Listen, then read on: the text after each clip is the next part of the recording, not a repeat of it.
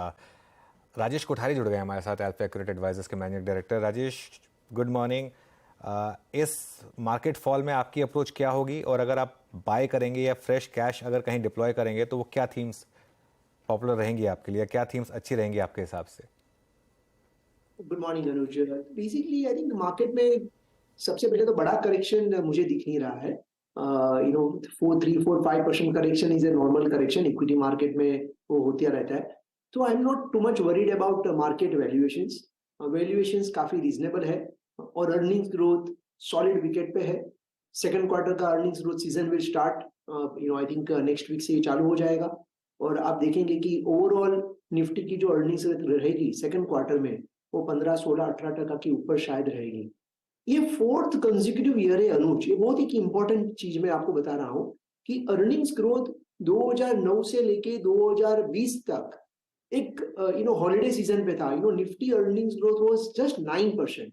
जो कंट्री का GDP growth 12% होता है, वो कंट्री की कॉर्पोरेट अर्निंग्स ग्रोथ 12% से भी नीचे थी। और उसके बाद 2021 में, 2022 में, 2023 में 3 साल लगातार double digit earnings growth corporate India ने डिलीवर किया। और उसके बाद ये 2024 में फर्स्ट क्वार्टर अर्निंग्स ग्रोथ बहुत ही स्ट्रांग रहा, और ये सेकंड क्वार्टर अर्निंग्स ग्रोथ भी काफी स्ट्रांग डबल डिजिट रहेगा। So what I am trying to say कि जब ये अर्निंग्स ग्रोथ, सबसे इंपॉर्टेंट ऑफ कोर्स रहता है कि ग्रोथ आनी जरूरी है। दूसरा इंपॉर्टेंट रहता है ये ग्रोथ कितना सस्टेनेबल है। तो ये fourth year of sustainable double digit earnings growth है।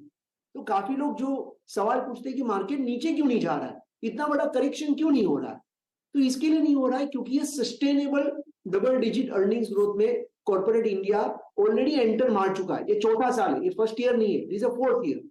तो मार्केट पे we are reasonably positive on the market. Of course selective रहना पड़ेगा, बॉटम अप अपॉर्चुनिटीज देखनी पड़ेगी, राइट सेक्टर्स आइडेंटिफाई करने पड़ेंगे। लेकिन बाजार में ये लेवल से भी कोई बहुत बड़ा करेक्शन हमें नहीं दिख रहा है। और अगला 2-3 साल का अगर व्यू रहेगा तो अभी भी अच्छा पैसे निवेशक बना सकते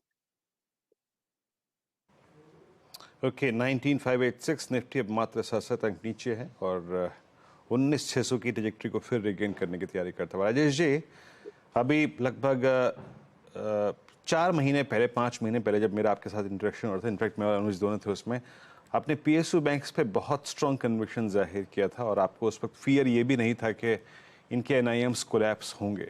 मतलब आपका कन्विक्शन था कि एनआईएम स्टेबल रहेंगे विद पॉजिटिव बायस, और रियली डोमिनेट किया पीएसयू बैंक्स ने पूरे, इनफैक्ट बैंकिंग यूनिवर्स को भी। आपका टेक अभी पीएसयू बैंक्स पर? फंडामेंटली कोई चीज चेंज नहीं हुई है। फंडामेंटली अभी भी चीजें पॉजिटिव है। मुझे लग रहा है कि शायद अभी पूरा entire banking and finance sector एक अच्छा सा अभी भी रीजनेबल वैल्यूएशन है, ग्रोथ जारी है, क्रेडिट कॉस्ट कंट्रोल में है, नेट इंटरेस्ट मार्जिन में भी कोई बहुत बड़ा डिक्लाइन नहीं दिख रहा है। और ये सिर्फ बैंक्स में नहीं रहेगा, आगे जाके एनबीएफसी में भी आपको यही बेनिफिट दिखना चालू हो जाएगा। May be from next quarter से एनबीएफसी की भी परिणाम जो आप देखेंगे, काफी अच्छे परिणाम देखेंगे। तो banks, private plus PSU and also NBFC, all three are looking reasonably good. Growth reasonably strong, net interest margins not under big pressure, asset quality, credit cost very good, reasonable, and valuations are also काफी reasonable है। अगर आप 10 साल का PSU का price to earning multiple या price to book multiple देख लीजिए, और आज का अगर प्राइस टू बुक देखेंगे तो कोई बहुत बड़ा ऐसा नहीं कि 25%, 40% प्रीमियम पे है। प्रीमियम हुआ है क्योंकि return on net worth, ROA, credit cost काफी इंप्रूव हो गई है कंपेयर टू लास्ट 10 साल में। But it is not like staggering कि डबल हो चुका है price to book compare to 10 year average. Similarly private sector banks में तो प्राइस टू बुक कंप्रेस हुआ है और वहां पे भी ग्रोथ तो सॉलिड रहा है, तो वो भी अट्रैक्टिव वैल्यूएशन पे है। So I think banking and finance looks reasonably attractive in current valuations. Specialty chemicals पर कोई व्यू आपका यहाँ पर? क्या आपके पोर्टफोलियो में कोई पोजीशनिंग है क्या राजेश जी? आपका आवाज मिस हो गया। स्पेशलिटी केमिकल्स में कोई बेट्स लिए हैं क्या आपने? नो, या स्पेशलिटी केमिकल अनुज, जैसे हमने लास्ट में डिस्कस किया था, we have been very bullish. Last 4 years में वी मेड काफी अच्छे रिटर्न्स हमने कमाए, और बाय मार्च 2023 तक most of the specialty chemicals we almost sold, so we have currently I would say very negligible exposure to specialty chemical. अभी वहां पे भी काफी प्राइस करेक्शन हो गया, तो हम वापिस रीइवैल्यूएट कर रहे हैं, अपॉर्चुनिटी वापिस देख रहे हैं, जहां पे हमें लग रहा है कि अर्निंग्स ग्रोथ स्ट्रॉन्ग रहेगी अगले 1-2-3 साल में, ऐसे आइडेंटिफाई कर रहे हैं, तो इवैल्यूएशन जारी है। लेकिन right now as on now basis पे we are not that bullish on specialty chemical space currently. Okay Rajesh ji, कोई सीमेंट कंपनी कोई जिस पर आपका कन्विक्शन हो इस वक्त, सीमेंट्स पे आपका व्यू और कोई खास स्पेसिफिक स्टॉक? सीमेंट में बेसिकली आई थिंक सबसे इंपॉर्टेंट सीमेंट में one is of course the demand growth. तो डिमांड ग्रोथ काफी सॉलिड रहा है, housing demand is doing very well, infrastructure में भी काफी अच्छा ग्रोथ है, तो डिमांड इज रीजनेबली गुड।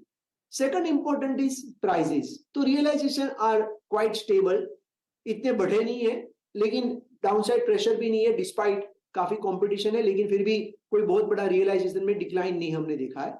और तीसरा इंपॉर्टेंट है कॉस्ट पर टन। तो ये जो कॉस्ट पर टन जो है वो काफी इंप्रूवमेंट हो गया, means there is a reduction in cost per ton. तो सीमेंट कंपनीज के लिए इसके लिए काफी अच्छा उनका बेनिफिट रहेगा। सेकंड क्वार्टर में भी आपको अच्छे रिजल्ट्स दिखाई देंगे, थर्ड क्वार्टर फोर्थ क्वार्टर में भी हमें लग रहा है कि आपको अच्छे रिजल्ट्स दिखाई देंगे। तो cement selectively one can have a look at it. Large cap companies उसके अंदर ज्यादा बेहतर परिणाम दे सकती है, क्योंकि उनकी प्रेजेंस अभी काफी अक्रॉस रीजन्स हो चुकी है, काफी इकोनॉमीज ऑफ स्केल का बेनिफिट हो सकता है। तो वहां पे थोड़े लार्ज कैप नेम्स पे we are more positive compare to mid cap names. जी हाँ, चलिए राजेश जी, बहुत बहुत शुक्रिया, आप इस आज मंत्रणा में बातचीत में आप आज मौजूद रहे, हर सेक्टर्स पे अपना व्यू रखा आपने, बहुत बहुत शुक्रिया।